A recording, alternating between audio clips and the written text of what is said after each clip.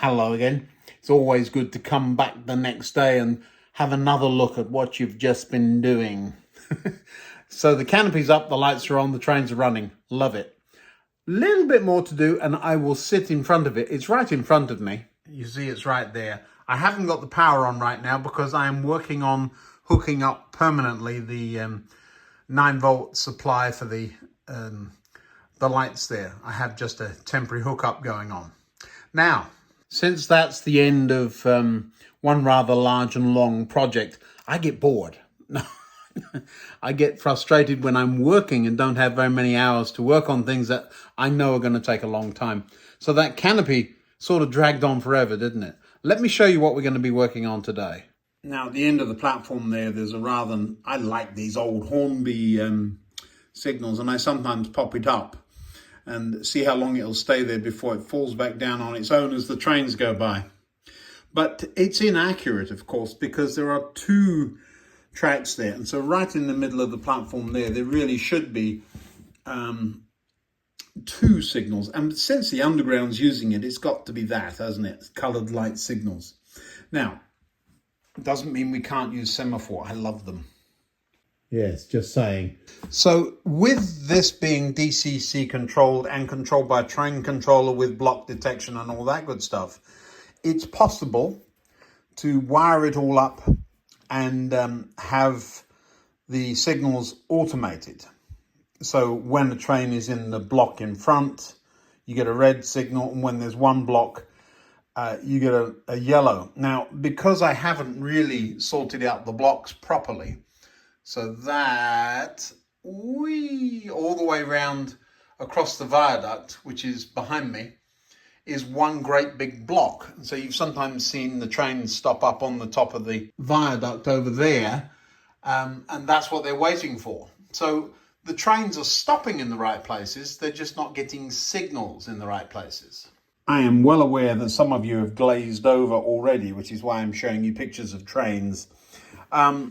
However, right here, this track is heading into a point. If that point is wrong, it doesn't matter if there's nothing in the block in front, need a red light.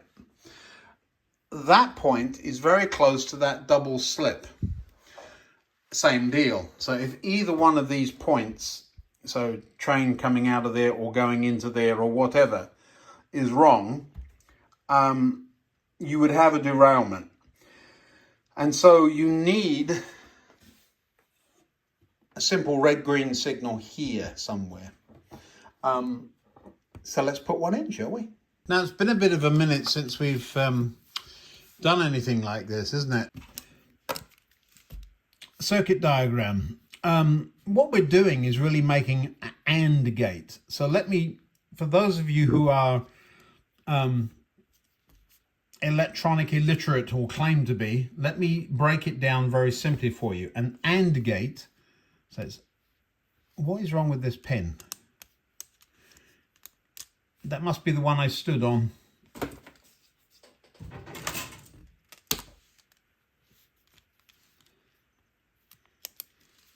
All right, an AND gate.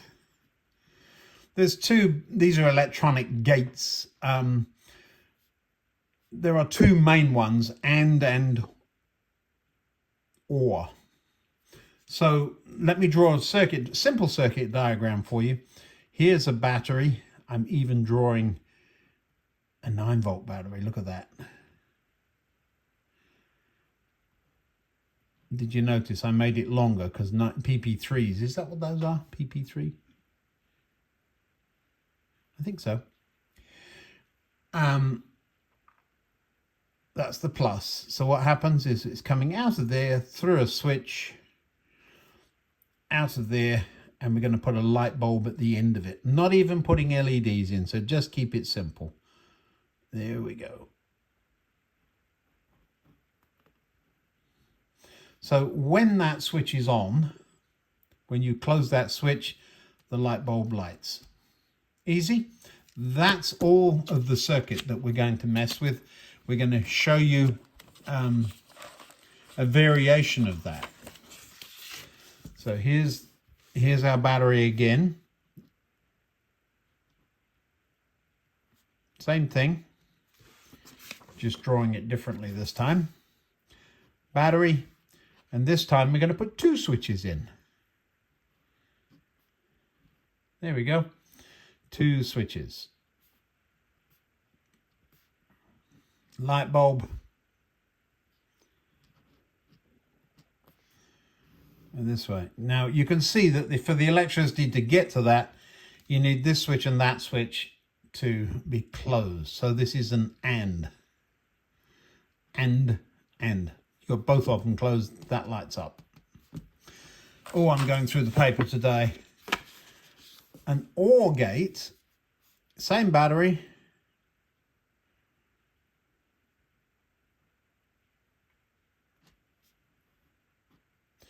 Two switches again.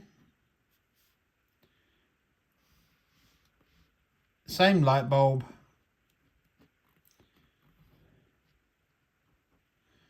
There you go. An OR gate. Now then, if either this switch or that switch were closed, the electricity's got a path. If they're both closed, it's just got 2 paths, but it doesn't matter. 2 bits of wire instead of 1. So, AND gate, OR gate. Now, for this to work, we can do it several ways. So for a red light to be displayed here, for this train coming this way, if either this point or that point or that point, so there's 3 now, not 1 or 2, or it's 3, any one of those, either or, is against the track, you need a red light. But for a green light, you need this and this and this. So you need an AND gate for the green light and an OR gate for the red light. So how are we going to do that without getting into heavy electronics and with what we already have available? And a signal box with a signaler that isn't out walking his dog. Well, in this instance, the particular point motors, of which there are 3 in that setup, has a whole bunch of contacts. Right now, we're just using 2 contacts, and those are to control the point motor. But DCC Concepts, lovely point motors, give us a nice pinout of all of those connections there. Do you see those? And these are usually used for electronic frogs and so on. So if you, and that's not people in green suits with loudspeakers, it's more switch 2 left terminal, switch 2 right terminal. So there's switches 4, 5 and 6. 7 is a push button switch. What that's about is you can put a button on, and when you press it, the point changes. I need to try that with a couple of points, don't I? Instead of running back to change them. So left and right, and then the common for switches, which is 8. So we're going to read the notes. It does give us a few examples. Usually these things are used for the electrofrog points, where you change the polarity of the check rails and the frog. But we're not doing that on this layout. I used the initial frog, and I've got no reason to change at this point. They even give you an example of what to do for LEDs. Do you see it here? So there's a lot of things we can do, but ultimately you'll end up with a combination of this and this. So what are we going to do? Well, we're going to keep it simple. What we're going to do is we're going to say we're going to use this one, the AND rather than the OR.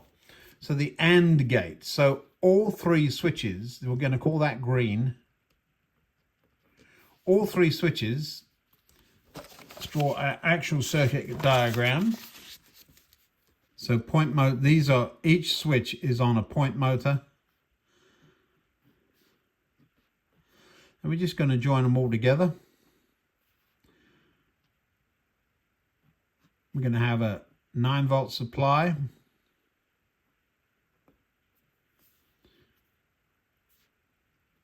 So point motor, point motor, point motor. Each of the point motors has to be closed for a relay with a diode across it. Just putting that in so I don't forget. The diode is simply to stop it blowing up the power supply. And then that relay will operate a two-way switch. That's all there is to it. So it's not electronics, it's electrical. This one goes to red and this one goes to green.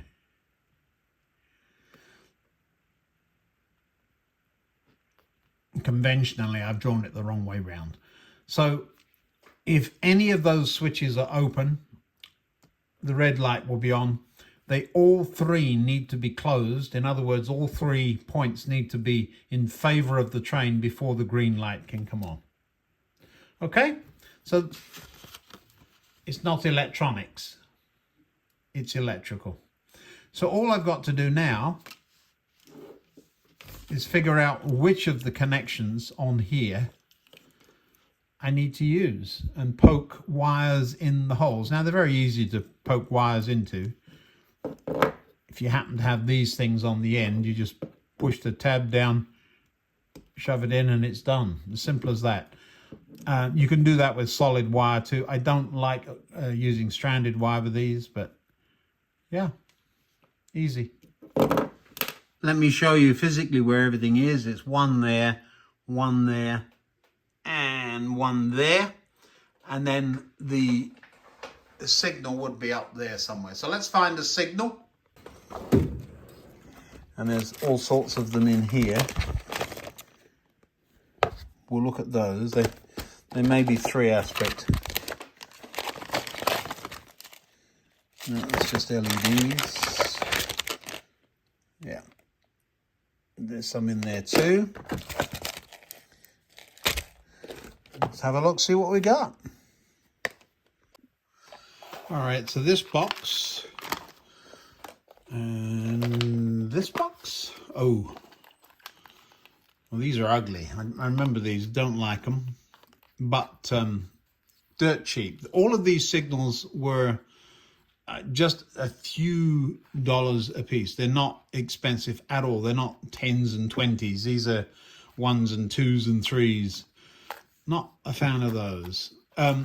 Part of the reason I'm not a fan of those is something just nitpicky, and that's the lights are on the wrong side of the pole. These are American, and the silver looks very icky. And what we got in here?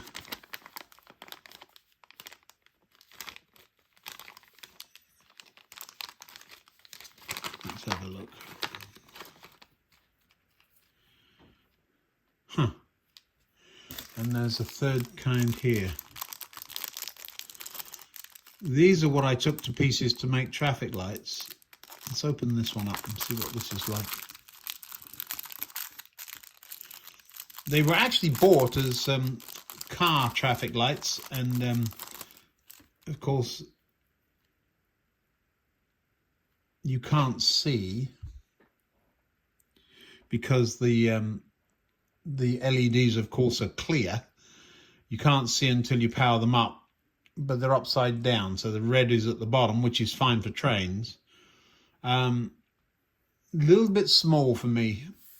I think these probably, there's no ladder, so these are more traffic lights for cars look, but the lights are up the wrong way. The ladder's a bit chunky, but look, hey, I'm not complaining. The resistor's already in, look. So, oh, look. 9 to 16 volts. Well, 9 volts then will work with that. Probably a 1K, is it? It is. So, yeah. And the light set stuck in the middle. So we can put that in there. We won't have, at this point, we won't be operating the yellow. It'll go from green to red, and it's only looking at the the points. So really should be a 2 aspect, not a 3, but I can live with that, especially as these were, I think it was $10 for 4 or 5. What does it sound, the box? It doesn't. Oh, 5 pieces. So there were 5, and I'm sure they were $10. So $2 a piece. So I've looked again for the link and not seeing it. Yeah, if you want these things, just Google. And I think I've never used AliExpress, but I'm told it's good for this kind of thing, as is the big Smiley company. I think that's where these came from. Let's get on with it. First thing is we need to decide where to put it. Way back here, there is a bit of a, you want a little bit of a run up to it, up to the points, and for it to be obvious why you're doing it. Could go at the end there. Not a fan. We can cheat it over here. We're on a very thin piece of board. This is the standard board. This is just an infill. For me, a better place is there, close to the junction, but I think we're going to have to go back here to get onto the thick board. I'm just going to reach underneath and find out what I've got there. I've got a circuit board under there. Of course I do. Right in the middle of that. Now, if we can actually avoid that and come down there, it'd be fantastic. I think it comes down right in between those 2 buses, which would be perfect because that's a 9-volt bus, so we'd better pick off our power there. But be careful. The hole did indeed come right down on top of the connector block, but I just moved it over a little bit and we're fine. Now in this instance, the connection colors are confusing. There's a red, a green, and a yellow. Well, guess what they are? That's easy. That'll be the lights. So is this common negative or common positive? Well, it's positive, so the black is a plus. So that's awkward. The white there is because I've used plaster on some of the scenery around here. I had to poke the black through first because there was a resistor on it. I've drilled the hole rather small, but that's all right. The yellow one won't get used because we're not going to be operating the yellow light. It's going to go straight from red to green and from green back to red.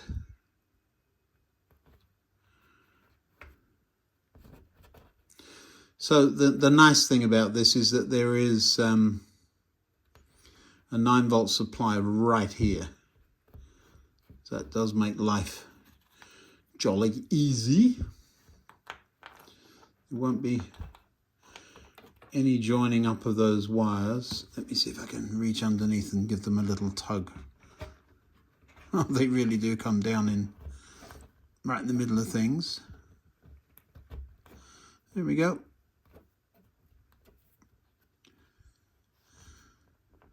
Now, why did that ladder bow? Well, that's with no glue. It's just sitting there.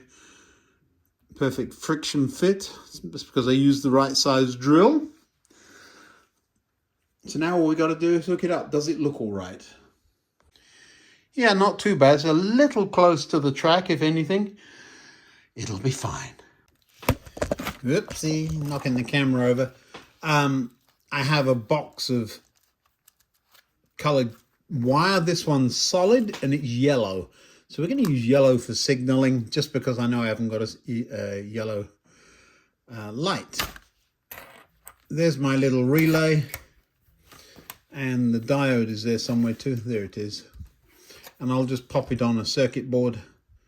Well, this one's cut off, so this will be ideal. Just a piece of a circuit board. In fact, that's chewed off. Let me find another one.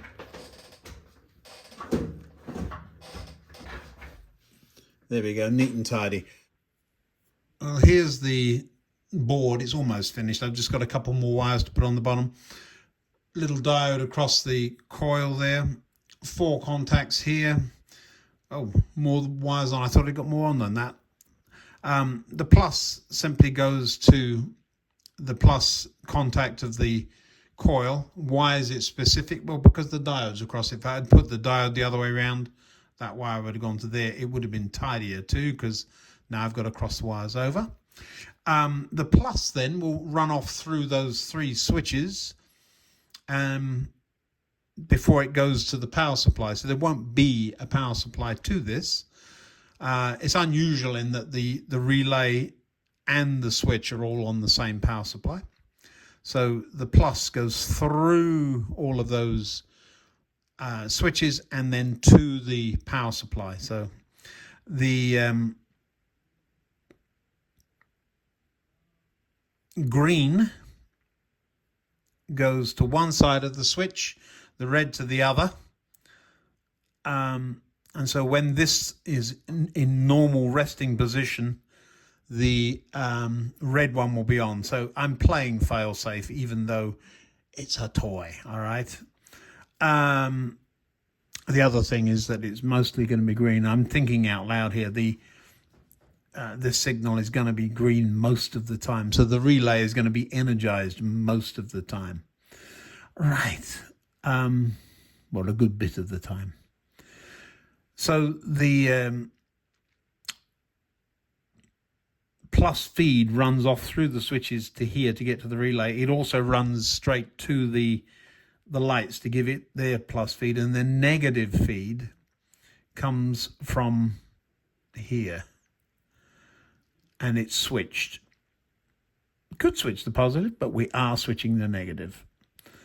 And the why behind that is because there's a there's a resistor already joined in, and I just want to swap it straight onto the circuit board there. Let me get this finished off and we'll be underway. You don't have to use all these little circuit boards. It's just a relay. If you got a bigger one, you could use screw contacts. Well, other than being really bright, we've got a green light. I may have to dim that down a bit, adding a couple of resistors or something, but let's have a look. If I change a point, what happens? All right, let's see here. Yep. So I will change it back again, and nothing happened because the point beyond it.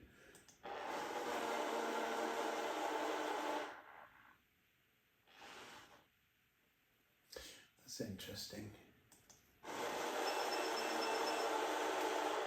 Oh, I see. We have a problem.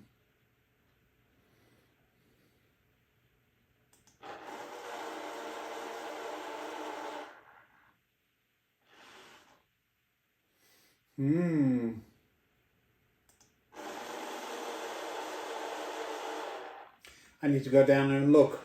Ian's a numpty. I've been caught out by the double slip thing where I've controlled this point but not that one. Oh, bother. Okay, so I've just got to move the wires over from there to there. Now then, have I fixed it? Let's have a quick click on that double slip. Yes, I have. Lovely. Should stay green. It does. Good. A couple of sticky pads that aren't working as sticky pads. I'll put a couple of screws in there later. But yeah, that's it. Do just need to tidy the wires up. I'll probably replace that one. It's a little short. And the yellow wires signaling. So yeah. So now when that point changes against the signal, it goes red. And when the double slip is against the train, so allowing trains to come here and go there or there, the signal will go red. So yeah, lovely. Yes, I'm going to increase the resistance on that a lot to dim it down. But yeah, other than that, it's working beautifully. Give it a go. What's the worst that can happen? Yeah, I know. That's pretty bad. Well, thanks for watching. Another video up here, of course. I'll see you next time. Bye now.